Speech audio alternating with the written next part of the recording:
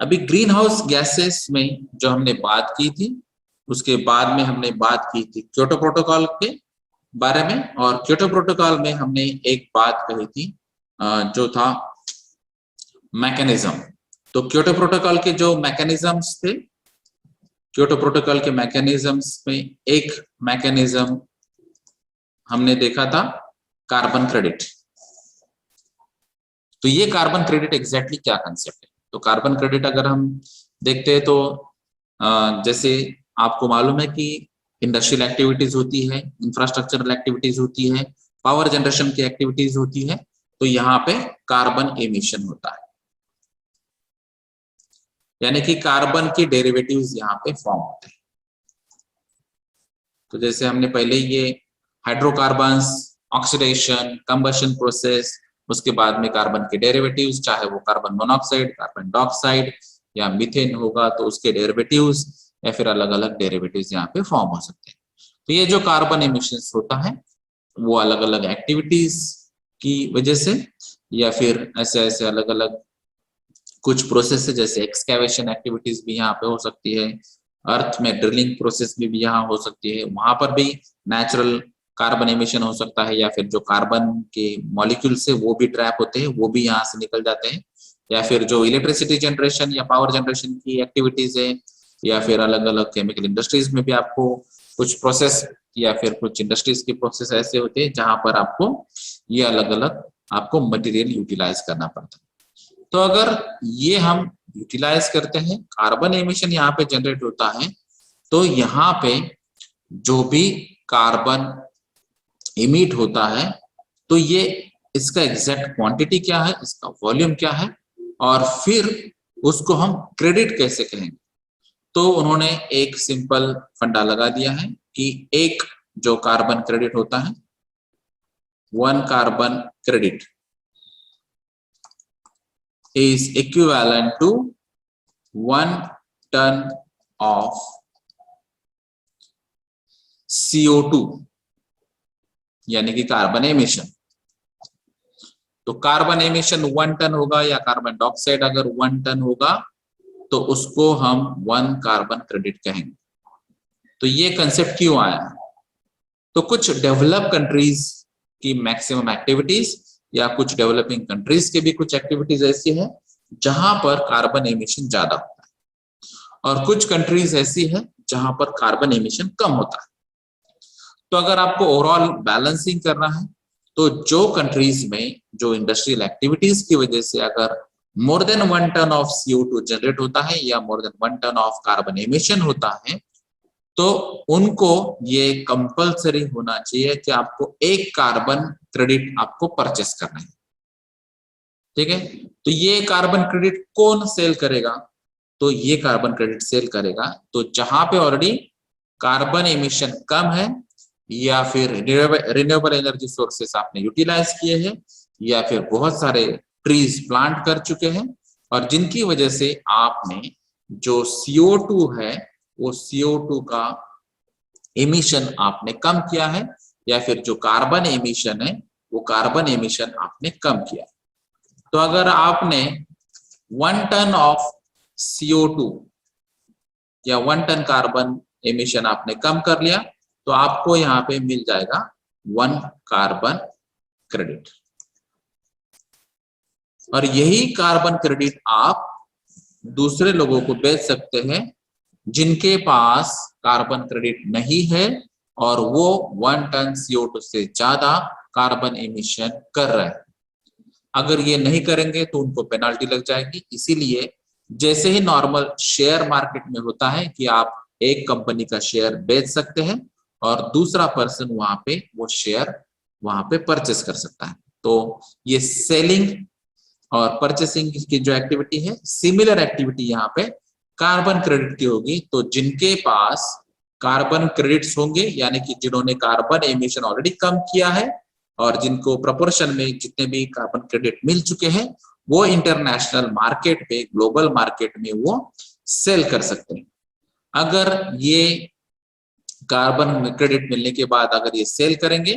तो इंटरनेशनल वो carbon credit की जो भी वैल्यू मिलेगी वो आपको यहाँ पे मिल जाएगी। यानी कि आप यहाँ पे कार्बन क्रेडिट सेल करके आप कार्बन एमिशन को प्रमोट भी कर रहे हैं,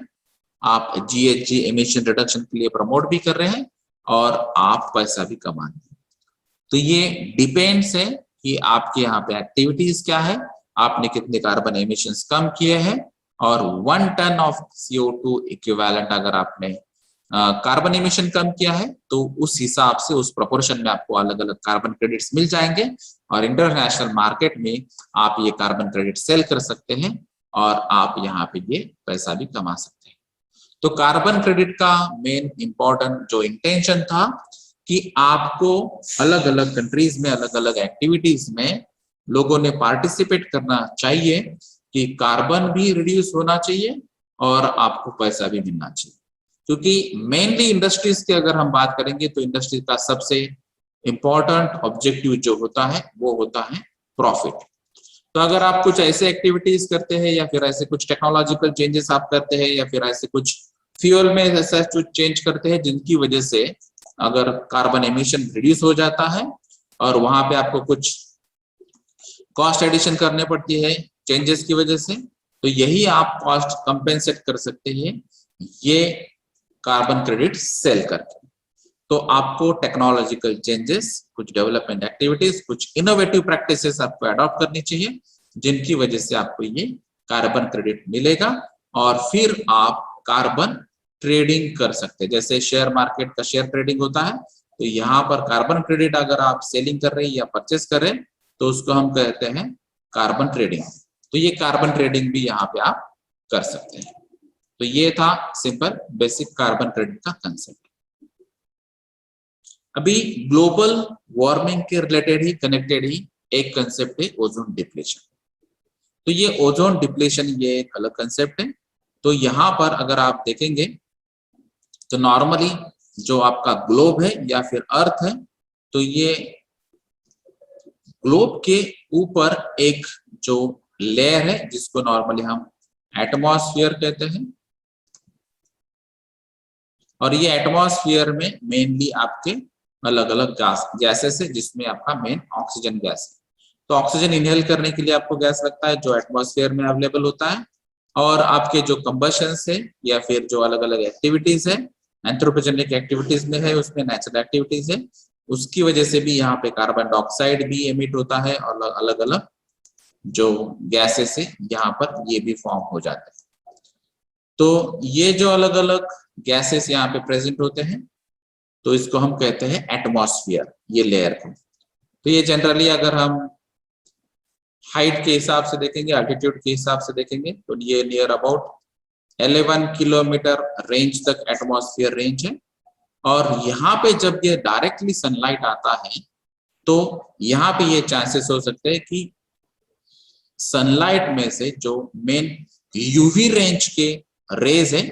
या यूवी लाइट है, ये यूवी लाइट आपके डायरेक्ट अर्थ एटमॉस्फेयर या सरफेस पे आ सकता है। तो यूवी लाइट की रेंज ऐसी है जिनकी वजह से आपको स्किन डिसीजेस हो सकते हैं या स्किन बर्न हो सकती है, और जो एक्वेटिक लाइफ है, एग्रीकल्चरल लाइफ है, एनिमल लाइफ है, उन पे भी डायरेक्ट इफेक्ट हो सकता है। तो ये निगेटिव इफेक्ट या एडवर्स इफेक्ट आपको कंट्रोल करने के लिए, यानी कि ये जो यूवी लाइट है इसको ब्लॉक करने के लिए आपको यहाँ पे ओजोन लेयर होना जरूरी है। तो ये ओजोन जो है यानी कि O3, तो ये ओजोन लेयर यहाँ पे नेचुरली फॉर्म हो चुकी है, और ये ओजोन लेयर की वजह से जो अल्ट्रावायलेट रेज है यहाँ पे ये फिल्टर होके जाते हैं, यानी कि ये यूवी रेज को डायरेक्टली ब्लॉक करता है ओजोन लेयर, और जिनकी वजह से ये लेसर इंटेंसिटी वाले जो रेज है ये अर्थ पे पहुंच जाते हैं। यानी कि सनलाइट तो यहाँ पे अर्थ पे आ जाता है लेकिन यूवी लाइट को हम ब्लॉक करने जा रहे हैं। तो ये नेचुरल फिनोमिना था, ओजोन लेयर यहाँ पे ऑलरेडी फॉर्म हो चुकी थी, उसके प्रोपोर्शन का थिकनेस था, यूवी लाइट ब्लॉक हो चुका था, लेकिन जैसे ही एंथ्रोपोजेनिक एक्टिविटीज यहाँ पे बढ़ चुकी है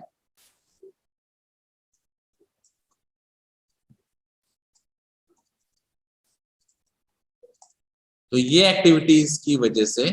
यहाँ पे अलग अलग गैसेस फॉर्म हो चुके हैं। जैसे यहाँ पे क्लोरोफ्लोरोकार्बन से या हेलोन है, कार्बन टेट्राक्लोराइड है, या मिथिल क्लोरोफॉर्म है, या हाइड्रोब्रोमोफ्लोरोकार्बन है, या हाइड्रोक्लोरोफ्लोरोकार्बन है, या मिथिल ब्रोमाइड है, या ब्रोमोक्लोरोमीथेन से। तो ये अलग अलग एंथ्रोपोजेनिक एक्टिविटीज के प्रोडक्ट है, जिनकी वजह से ये ऐसे गैसेस है जो ओजोन लेयर पे अटैक करते हैं, यानी कि ओजोन पे इनका एडवर्स इफेक्ट है, निगेटिव इफेक्ट है, और जिसकी वजह से ओजोन लेयर का यहाँ पे डिप्लीशन हो चुका है। यानी कि जो ओजोन लेयर की जो थिकनेस थी, वो थिकनेस यहाँ पे रिड्यूस हो चुकी है। अगर ओजोन लेयर की थिकनेस यहाँ पे रिड्यूस हो जाती है तो उसकी वजह से यहाँ पे यूवी लाइट ब्लॉक करने की जो कैपेसिटी है वो भी यहाँ पे कम हो सकती है। और जहां पे ये सबसे ज्यादा गैसेस जिस रीजन में अगर होते हैं तो वहां पे ओजोन होल होने की चांसेस भी बढ़ जाते हैं। और ऑलरेडी हमने ओजोन होल देखा है, और साइंटिस्ट ने ये डिस्कवर भी किया है कि ओजोन होल कहाँ पे है और किस जो गैसेस की वजह से ये ओजोन होल्स क्रिएट होते हैं। तो ये ओजोन होल्स अगर आपको अवॉइड करने हैं, अगर आपको ये थिकनेस जो है ओजोन लेयर की अगर इसको मेंटेन करना है, तो ये गैसेस जो है इसका परसेंटेज आपको कम करना पड़ेगा, या फिर जो इसका एमिशन है वो आपको कंट्रोल करना पड़ेगा। तो ये मेन था ओजोन डिप्लीशन कंसेप्ट, और फिर उसके अलग अलग यहाँ पे इफेक्ट्स हो सकते हैं। तो ओजोन का अगर हमने सोर्स देख लिया, तो ओजोन में ओजोन डिप्लीशन के लिए जो सोर्सेस है वो मेन सोर्सेस में 25% है सॉल्वेंट का यूटिलाइजेशन, क्योंकि हमने इंडस्ट्रीज में, डोमेस्टिक पर्पस में, या बहुत सारे क्लीनिंग प्रोसेस में हम बहुत सारे सॉल्वेंट यूज करते हैं, और मैक्सिमम सॉल्वेंट्स अल्कोहल फैमिली से है, और जिनकी वजह से यहाँ पे ओजोन डिप्लीशन के चांसेस बढ़ जाते हैं। जो अदर गैसेस है, जो स्पेशली ट्रांसपोर्टेशन व्हीकल से, उसमें जो फॉसिल फ्यूल्स है जिनका कंबशन प्रोसेस होता है, जो फॉसिल फ्यूल के बाद फ्लू गैसेस तैयार हो जाते हैं, वो गैसेस की वजह से भी ओजोन का डिप्लीशन यहाँ पे हो सकता है। और फिर उसके अलावा है प्रिंटिंग, कोटिंग, या फिर इंडस्ट्रियल एक्टिविटीज जो 13% है, या फिर जो रोड व्हीकल्स की एक्टिविटीज उसका 11% है, या रेसिडेंशियल है 9%, या मिसलेनियस है जो रिमेनिंग परसेंटेज। तो ये बहुत सारे अलग अलग एक्टिविटीज हैं जहां से ओजोन और उसके अलग अलग जो सोर्सेस है या फिर जो अलग अलग कंपोनेंट्स है वो यहाँ पे तैयार हो सकते हैं। और अगर बाकी के कंपोनेंट्स यहाँ पे जो ओजोन डिप्लीटिंग सब्सटेंस जिसको हम कहते हैं, अगर ये ओजोन डिप्लीटिंग सब्सटेंस यहाँ पे बढ़ जाते हैं तो ओजोन का लेयर भी यहाँ पे कम हो जाएगा और यूवी लाइट पास होने के चांसेस यहाँ पे बढ़ जाएगा। तो ये ओजोन लेयर डिप्लीटिंग सब्सटेंस हमने देखे, तो उनका इम्पैक्ट कहाँ पे होता है? तो उनका इम्पैक्ट होता है ह्यूमन हेल्थ पे। तो ह्यूमन हेल्थ पे क्या इम्पैक्ट होगा? तो जैसे हमने बताया है कि यूवी रेडिएशंस को ब्लॉक करने के लिए एज अ फिल्टर ये ओजोन लेयर यूज होता है। अगर ये यूवी फिल्ट्रेशन यहाँ पे बंद हो जाता है और रेडिएशन डायरेक्ट आ जाएगी, तो यहाँ पे सबसे इंपॉर्टेंट बात होती है स्किन डिसीजेस यहाँ पे ज्यादा हो जाएंगे। और स्किन बर्निंग कैसे, स्किन डिसीजेस या स्किन के जो सेल्स है वो सेल्स के केसेस की वजह से यहाँ पे कैंसर होने के चांसेस बढ़ जाएंगे। तो स्किन कैंसर होने के चांसेस बढ़ जाएंगे, या फिर अगर आईज पे अगर आपका इफेक्ट है तो कैटरैक्ट इफेक्ट का बढ़ जाएगा चांसेस, स्किन बर्न यानी कि सन बर्न के चांसेस बढ़ जाएंगे, और जो लाइफ है आपकी ओवरऑल वो लाइफ भी रिड्यूस हो सकती है। ये ओवरऑल इम्पैक्ट था ह्यूमन हेल्थ पे। अगर एनिमल्स की बात करेंगे तो एनिमल्स पे भी ये स्किन बर्न के चांसेस बढ़ जाएंगे, सन बर्न के चांसेस बढ़ जाएंगे, आई कैंसर्स के यहाँ पे चांसेस एनिमल्स में सबसे ज्यादा बढ़ जाएंगे। ओवरऑल एनवायरनमेंट पे अगर हम इम्पैक्ट देखेंगे तो यूवी लाइट की वजह से यहाँ पे जो ग्रोथ है वो ग्रोथ पे भी इम्पैक्ट हो जाएगा, या फिर जो फ्लावरिंग होता है या फिर फोटोसिंथेसिस प्रोसेस होती है प्लांट्स की, ये सभी प्रोसेसेस जो है नेचुरल प्रोसेसेस, इन पे इम्पैक्ट होगा और ओवरऑल ग्रोथ जो है प्लांट्स की वो कम हो जाएगी। उसके अलावा जो मराइन लाइफ है वो मराइन लाइफ पे भी इम्पैक्ट होगा, क्योंकि यूवी लाइट की वजह से एक्वेटिक फूड चेन जो है वो डिस्टर्ब हो जाएगी, और वो अगर डिस्टर्ब हो जाती है तो उसमें जो ऑर्गेनिजम्स है या ऑर्गेनिजम्स पे या फिर एक्वेटिक एनिमल्स पे इम्पैक्ट हो जाएगा, और फूड चेन डिस्टर्ब होने की वजह से यहाँ पे डेथ या जो ओवरऑल लाइफ है एक्वेटिक एनिमल्स की वो भी यहाँ पे कम हो जाएगी। तो ये अलग अलग इफेक्ट्स है ओजोन लेयर डिप्लीशन की वजह से।